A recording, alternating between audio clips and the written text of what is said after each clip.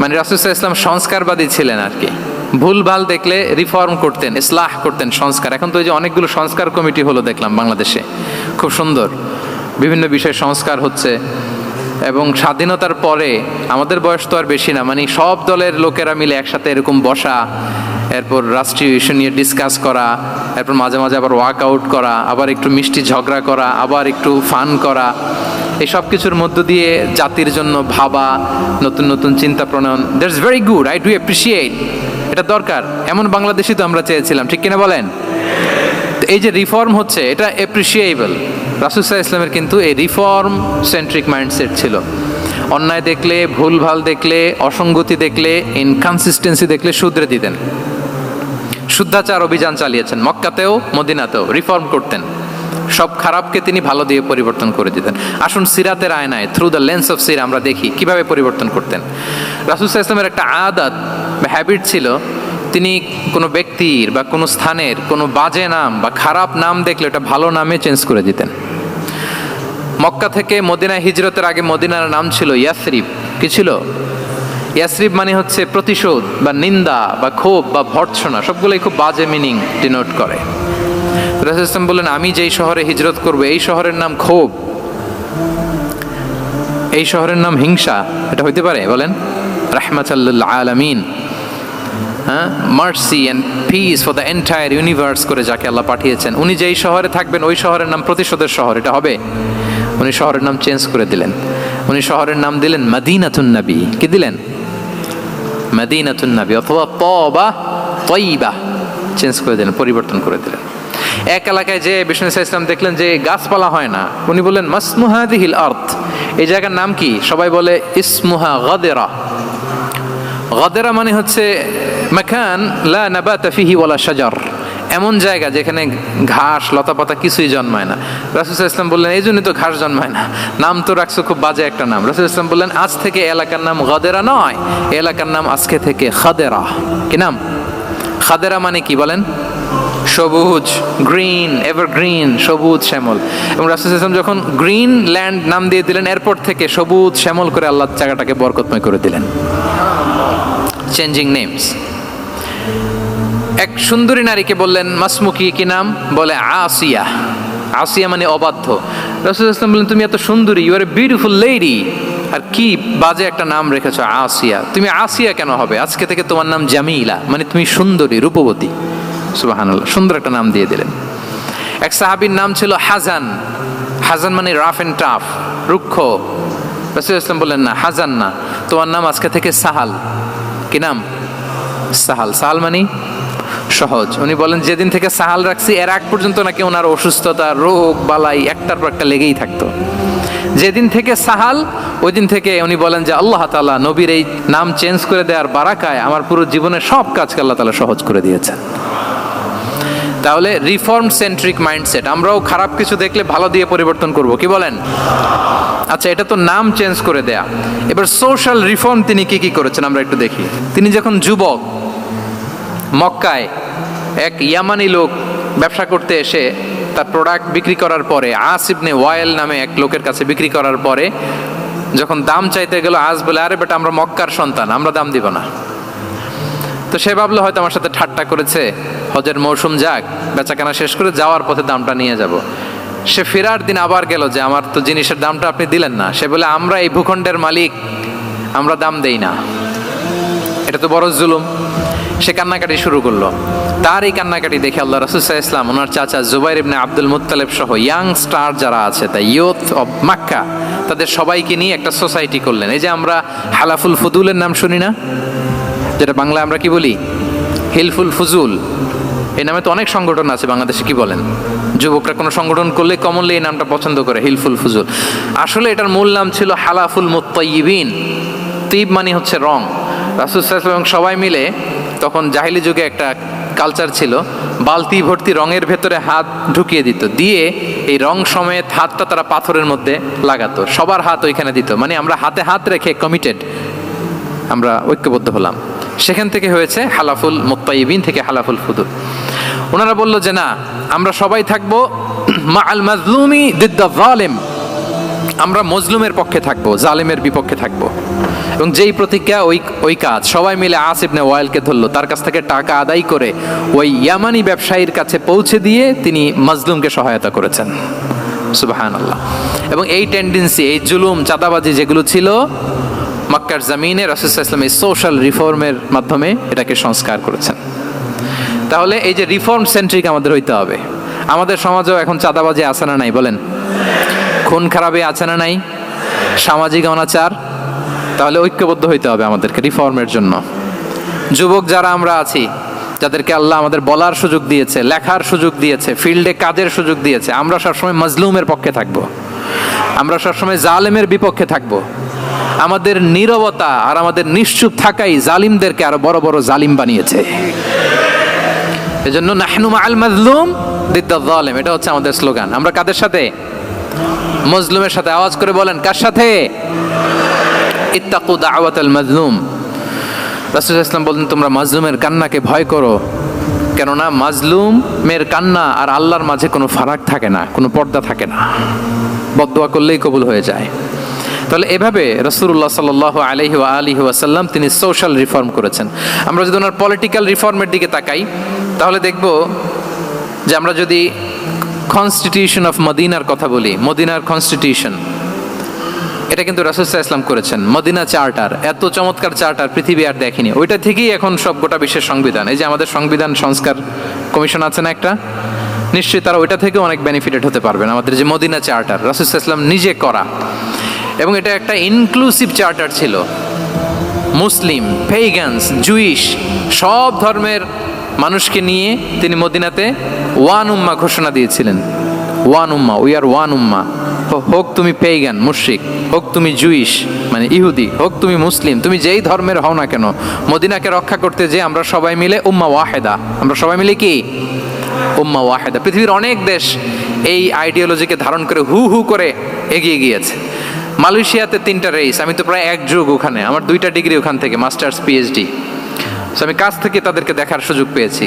ওখানে মালয়েরা আছে, তামিলরা আছে, চাইনিজরা আছে, 3 জাতি মিলে ওদের স্লোগান হচ্ছে সাতু মালয়েশিয়া। মালয় ভাষায় সাতু মানে হচ্ছে ওয়ান, মালয় ভাষায় সাতু মানে কি ওয়ান। সাতু মালয়েশিয়া মানে আমরা হতে পারি চাইনিজ, হতে পারি তামিল, কিংবা হতে পারি মালয় ভূমিপুত্রা, কিন্তু সবাই মিলে দেশের স্বার্থে আমরা সবাই কি এক। এটাই লাগবে আমাদের নতুন বাংলাদেশে। জুলাই আপরাইজিং এর পরে আমাদের এই ঐক্যবদ্ধ থাকার বাংলাদেশ আমরা চাই কি চাই না বলেন? সাম্রাজ্যবাদকে রুখে দিতে, যে কোনো ষড়যন্ত্রকে রুখে দিতে ঐক্যবদ্ধ থাকার কোনো বিকল্প নাই, ঠিক কিনা বলেন? ঐক্যবদ্ধ থাকতে হবে আমাদেরকে, যেটা রাসূলুল্লাহ সাল্লাল্লাহু আলাইহি ওয়া আলিহি ওয়াসাল্লাম মদিনা চার্টারে আমাদেরকে শিখিয়েছেন যে আমরা ওয়ান উম্মাহ। তাহলে খারাপ নাম দেখলে চেঞ্জ করতেন, পলিটিক্যাল রিফর্ম করেছেন ওয়ান উম্মাহ গঠনের মধ্য দিয়ে। ফিনান্সিয়াল রিফর্ম যদি বলি, শুধু financial reforms by prophet Muhammad peace be upon him, এটা নিয়ে লম্বা কথা বলা যেতে পারে। শুধু একটা উদাহরণ দিয়ে শেষ করি। বিদায় হজের ভাষণে উনি সুদকে চিরতরে কবরস্থ করেছেন, সুদকে চিরতরে কবরস্থ করেছেন, এবং এটা অন্যের জন্য না, নিজের ঘর দিয়ে শুরু করেছেন। উনি বলেছেন যে এই হানাহানি, রক্তপাত এটা বন্ধ, আমার গোত্রের একটা এরকম রক্তের দাবি আছে, এটা আমি শেষ ঘোষণা করলাম। এরপর বললেন যে সুদ কবর দিলাম, অন্য জায়গা থেকে না, আমার পরিবার থেকে। রাসূল ইসলামের চাচা স্বয়ং আব্বাস রাদিয়াল্লাহু তাআলা আনহুর অনেক সুদের ট্রানজ্যাকশন ছিল, ইন্টারেস্ট, সুদের ব্যবসা ছিল। রাসূল ইসলাম বললেন আজকে থেকে এই সুদ আমি চিরতরে মাটির নিচে কবর দিয়ে দিলাম। আল্লাহু আকবার। দেখেন সোশ্যাল রিফর্ম। তাহলে পরিবর্তন করতে হলে আগে নিজের ঘর থেকে, আগে কোত্থেকে? নাকি ওই ফ্যামিলি থেকে?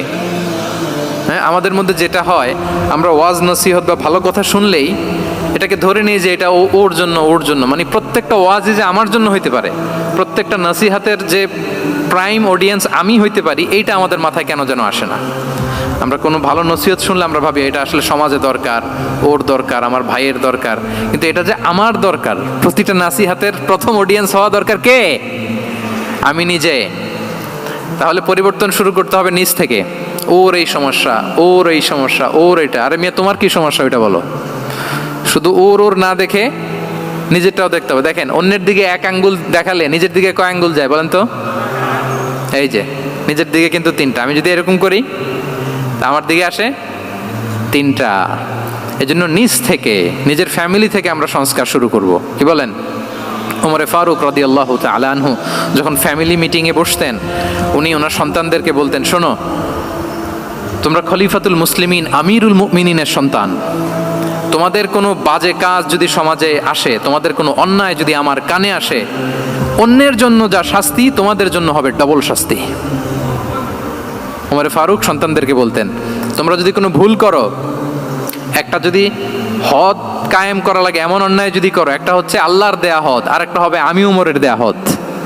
কারণ আমার মতো খলিফাতুল মুসলিমিনের সন্তান হয়ে এই পাপ তুমি কেন করলে? দেখেন অন্যের বাচ্চা কি করছে, অন্যের, আমাদের তো ওই মেয়েটার সমস্যা, ওনার ছেলের সমস্যা, এগুলো আমার ছেলের যে কি অবস্থা, আমার পরিবারের যে কি হালাত, আমার স্ত্রীর যে কি দশা, ওইটা নিয়ে আমরা ভ্রুক্ষেপ করি না বা চিন্তা করি না। তাহলে সম্মানিত সুধীমণ্ডলী, আমরা পরিবর্তন শুরু করবো কোত্থেকে? অন্যের বাড়িঘর থেকে নাকি? হ্যাঁ, কোত্থেকে? নিজ থেকে। আল্লাহ তাআলা আমাদেরকে তৌফিক দান করুক। 5 নম্বরে হচ্ছে ওপেন মাইন্ডেড। আমার প্রিয় নবী বলেন, ওপেন মাইন্ডেড ছিলেন না ন্যারো মাইন্ডেড? সবাই বলবেন, গ্যালারির সবাই আওয়াজ করে, তিনি ওপেন মাইন্ডেড না ন্যারো মাইন্ডেড ছিলেন? রাসূলুল্লাহ সাল্লাল্লাহু আলাইহি ওয়া আলিহি ওয়াসাল্লাম ওপেন মাইন্ডেড ছিলেন। যে কেউ ওনাকে অ্যাপ্রোচ করতেন পারতেন easily, he was very approachable. ছোট বড় আবাল বৃদ্ধ বনিতা ওনার সাথে কথা বলতে স্বাচ্ছন্দ্য বোধ করতো, ভয় পেত না। এজন্য সিরাতের পরতে পরতে দেখবেন এক শিশু এসে প্রশ্ন করে, নারী এসে প্রশ্ন করে, বৃদ্ধ এসে প্রশ্ন করে, বন্ধু এসে প্রশ্ন করে, শত্রু এসে কনভারসেশন করে, সবাই এসে ওনার সাথে কথা বলতে পারতো। সুবহানাল্লাহ। এবং এগুলো উনি অ্যাকোমোডেট করতে পারতেন। কি করতে পারতেন? অ্যাকোমোডেট করতেন। ছোট্ট একটা উদাহরণ দেই, আসির আল হালাবিয়া থেকে নেয়া একটা বিখ্যাত সিরাতের গ্রন্থ। বদরের যুদ্ধে রাসূল সাল্লাল্লাহু আলাইহি ওয়াসাল্লাম বদরের মাঠে সেনা ক্যাম্প স্থাপন করলেন। কি ক্যাম্প? সেনা ক্যাম্প স্থাপন করলেন। আল হুবাব ইবনুল মুনজির রাদিয়াল্লাহু তাআলা আনহু এক সাহাবী, উনি বললেন, ইয়া রাসূলুল্লাহ, এই যে সেনা শিবির যে এখানে স্থাপন করলেন, এটা কি আপনার নিজের ইচ্ছায় না আল্লাহর আদেশে? দেখেন, সেনাপতিরে কোনো সাধারণ সৈনিক এই প্রশ্ন করতে পারে? করলে চাকরি থাকবে?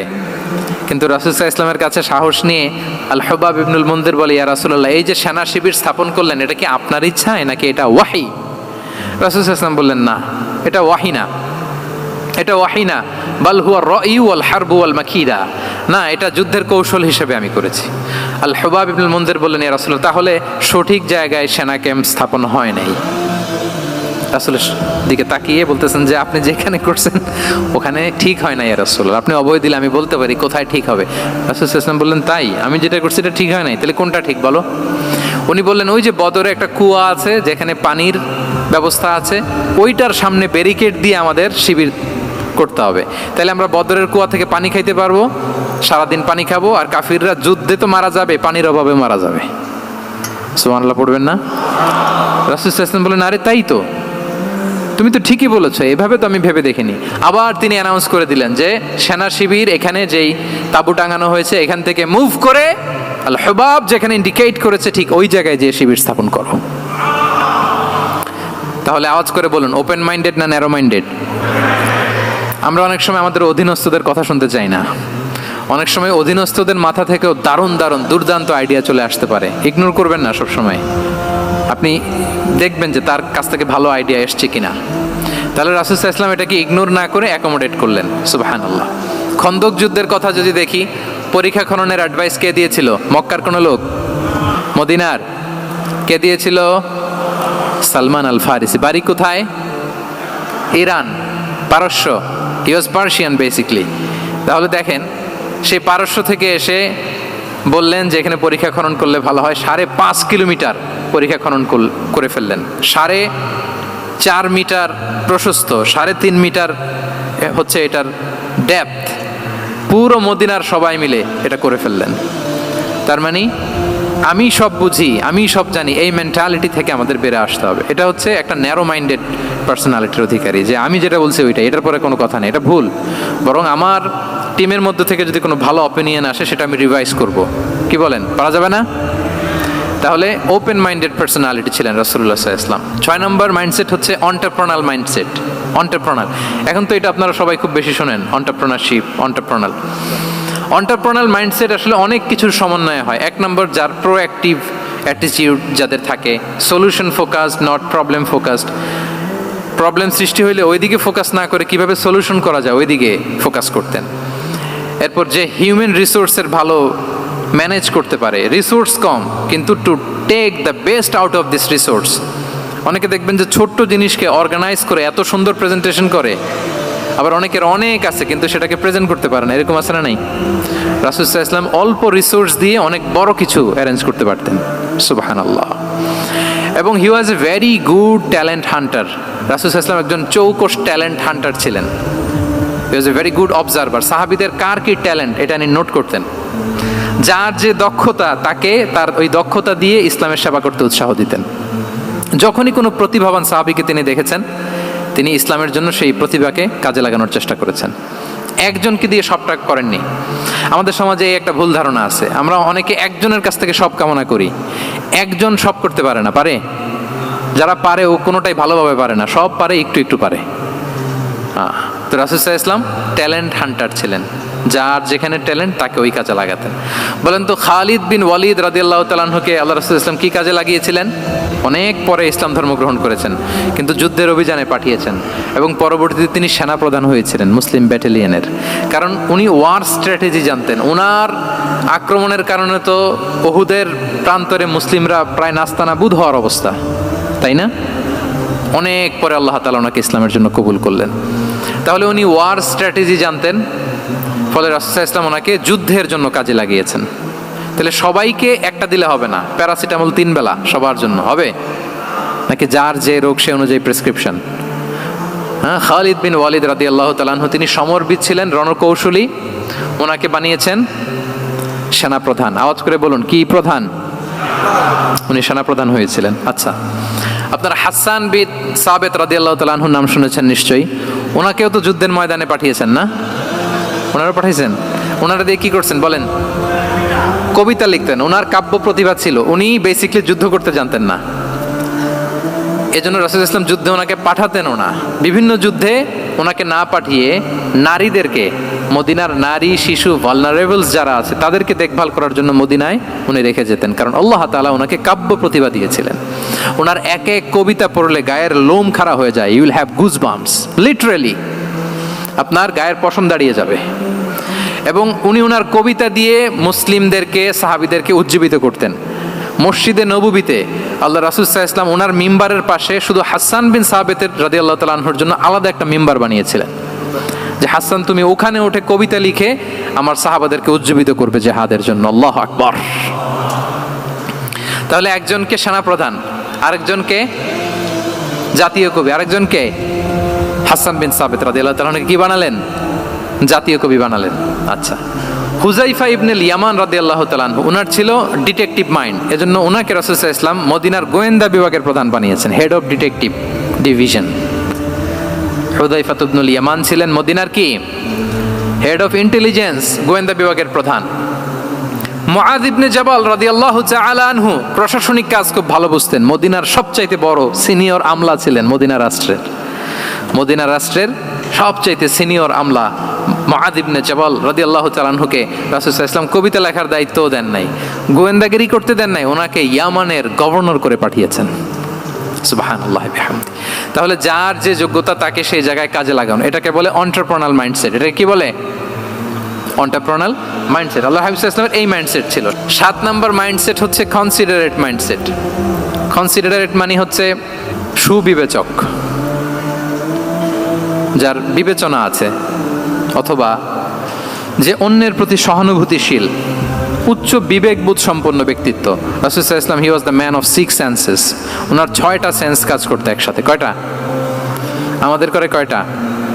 5টা তো আল্লাহ দিছে, অনেকের 3টাও কাজ করে না। কোন দিক দিয়ে কি হচ্ছে দিন দুনিয়ায় নাই, সে একেবারে অন্য জগতের মানুষ। কি হচ্ছে চোখ কান খোলা নাই, কিছু জানা নাই। কিন্তু রাসূল সাল্লাল্লাহু আলাইহি ওয়াসাল্লাম he was man of 6 senses. চারদিকে কোথায় কি হচ্ছে, কার একটু অসুবিধা হয়ে যাচ্ছে, কার একটু সমস্যা, খুব অন্যের ব্যথায় ব্যথিত ছিলেন, অন্যের দুঃখে দুঃখী ছিলেন, অন্যের প্রতি সহানুভূতি ছিলেন। ম্যান অফ 6 সেন্সেস ছিলেন তিনি। সিরাত থেকে 2-একটা উদাহরণ দেখেন। একবার রাতের নামাজ, সম্ভবত এশার নামাজ, খুব ছোট্ট করে শেষ করে দিলেন। তো সাহাবারা জিজ্ঞেস করলেন, ইয়া রাসূলুল্লাহ, নামাজ তো এত তাড়াহুড়ো করতে আপনাকে কখনো দেখিনি।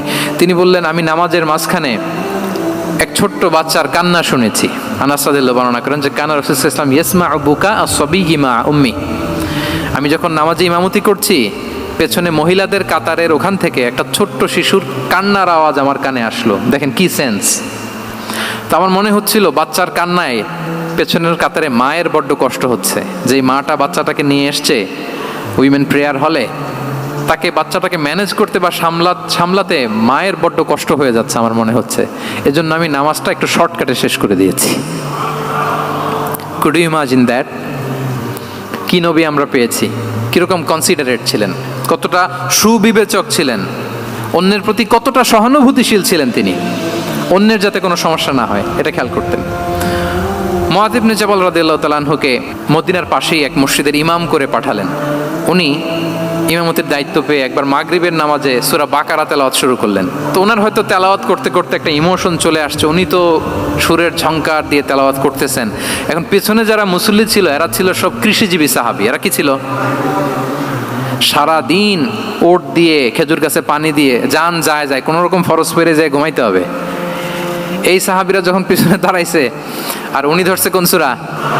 সূরাতুল বাকারা। এখন ওনারা তো আর থাকতে পারে না, ওনার সাথে থাকতে না পারে এক সাহাবী নামাজ রেখে দিয়ে ডাইরেক্ট রাসূল সাল্লাল্লাহু আলাইহি ওয়াসাল্লামের কাছে, কারণ বড় হুজুর তো আছে মদিনায়। যে বিচার দিছি ইয়া রাসূলুল্লাহ, দেখেন এমন একজনকে ইমাম করে অ্যাসাইন করেছেন, উনি মাগরিবের সালাতে সূরা বাকারা পড়ে, আর আমরা হচ্ছি কৃষিজীবী শ্রমজীবী সাহাবী, আমাদের তো এত বড় কেরাতের সাথে জয়েন করা সম্ভব না। রাসূল সাল্লাল্লাহু আলাইহি ওয়াসাল্লাম রেগে গেলেন, চেহারাটা আগুনের গোলার মতো লাল হয়ে গেল। মুআয ইবনে জাবাল রাদিয়াল্লাহু তাআলা আনহুকে ডেকে পাঠালেন, ডেকে বললেন আফাত্তানুন আনতা ইয়া মুআয, আফাত্তান, তুমি কি ফিতনা সৃষ্টি করতেছো? ওখানে পাঠাইছি কমিউনিটির ইউনিটি ধরে রাখার জন্য, তুমি ওখানে যে ফিতনা সৃষ্টি করতেছো।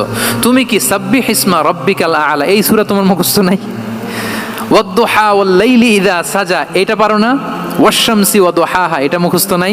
তো তুমি কেন এই সূরাগুলো দিয়ে নামাজ পড়াও না? কেন পড়াও না? এরপর তিনি বললেন, যখন ইমামতির সুযোগ পেয়ে লম্বা কেরাত ধরো না, ছোট্ট কেরাত দিয়ে নামাজ শেষ করো। কেননা তোমার পেছনে বয়স্করা আছে, মুরব্বীরা আছে, অসুস্থরা আছে।